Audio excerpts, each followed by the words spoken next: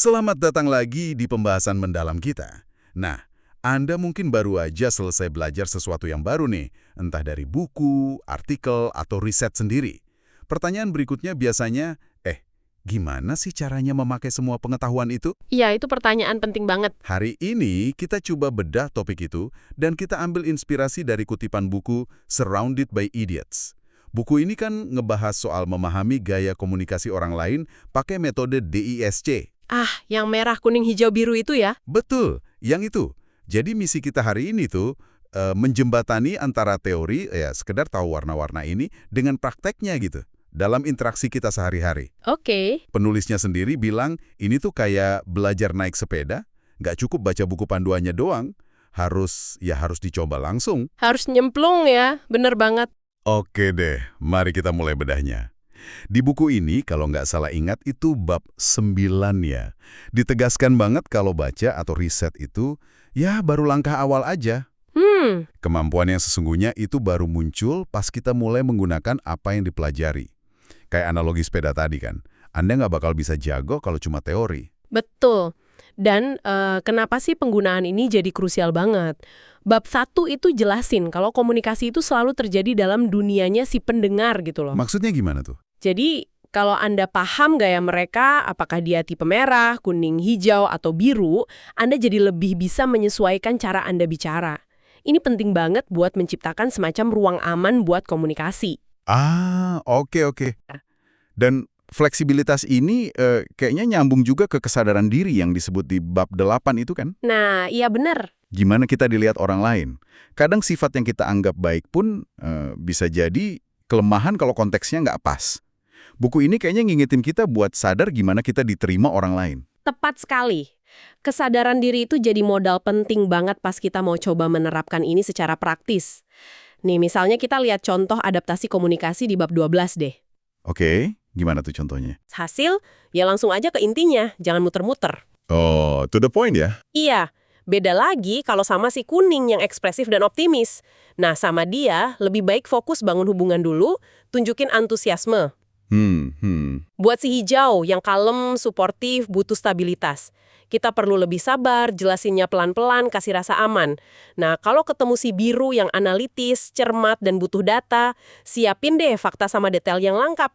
Ini benar-benar penggunaan aktif dari ilmunya kan? Wah, menarik banget ya beda-bedainnya gitu. Tapi, apa nggak jadi capek atau malah kerasa sedikit palsu gitu ya kalau kita harus terus-terusan ganti gaya buat orang lain?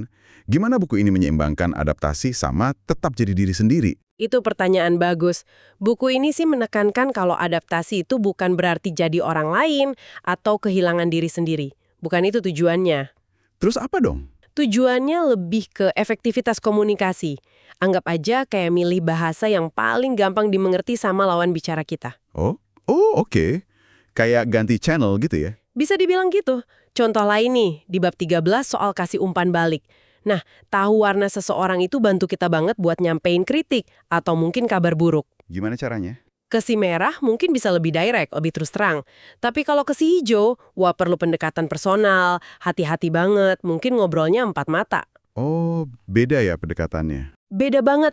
Ini bukan manipulasi ya, tapi lebih soal gimana caranya menyampaikan pesan yang mungkin sulit dengan cara yang paling mungkin diterima dan dipahami. Bukan malah bikin dia defensif. Ini lagi-lagi perlu penerapan, nggak cukup cuma tahu teorinya aja. Wah, ini nih bagian yang nunjukin kekuatan praktik sebenarnya. Penulisnya sendiri kan cerita ya, entah di pendahuluan atau bab 9 itu, gimana proses belajar tentang orang lain ini ngubah dia.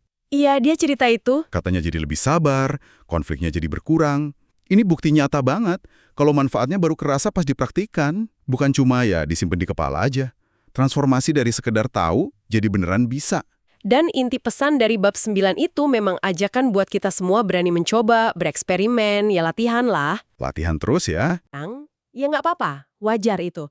Kelancaran itu datangnya dari latihan terus-menerus. Yang penting, ini tuh bakal ngubah kualitas interaksi Anda secara signifikan nantinya. Tujuannya bukan cuma buat ngotak-ngotakin orang berdasarkan warna ya, tapi supaya Anda lebih lihai gitu menavigasi berbagai situasi sosial dan profesional. Jadi kesimpulannya jelas banget ya. Belajar soal gaya komunikasi di ISC ini memang langkah awal yang bagus, penting. Tapi kekuatannya yang sesungguhnya baru keluar waktu Anda aktif menerapkannya. Betul. Yaitu tadi, menyesuaikan cara bicara, ngasih feedback yang pas sasaran, dan juga sadar gimana sih orang lain ngelihat kita. Sip.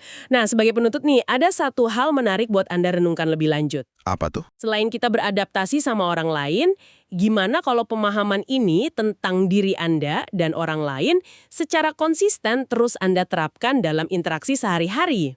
Menarik. Mungkinkah ini pelan-pelan nggak cuma mengubah cara Anda berinteraksi aja, tapi juga mulai menggeser perilaku inti Anda atau bahkan cara Anda memandang diri sendiri seiring waktu? Ini bisa jadi nyambung ke gagasan di bab 2 soal nilai inti, sikap, dan perilaku yang bisa termoderasi itu. Sesuatu buat Anda pikirkan lagi?